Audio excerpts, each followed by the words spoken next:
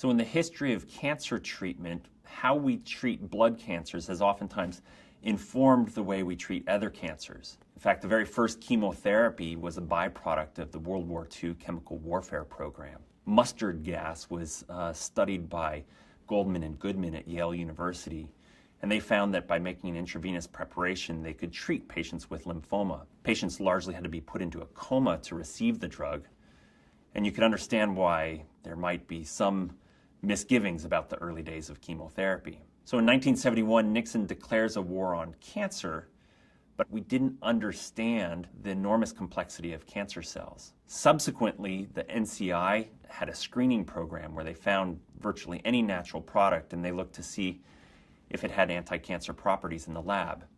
If it did, they could take it into human clinical testing where they gradually ramped up the dose to find what was called the maximum tolerated dose.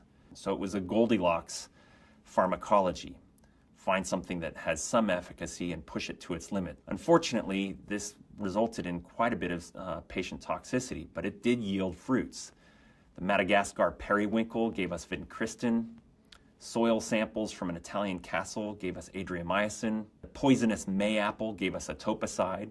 And one by one, we populated our treatment armamentarium with these natural products.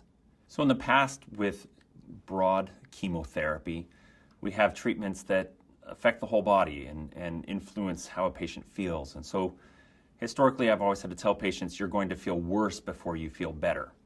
And that's a challenge for patients who may already be feeling quite poorly from their disease.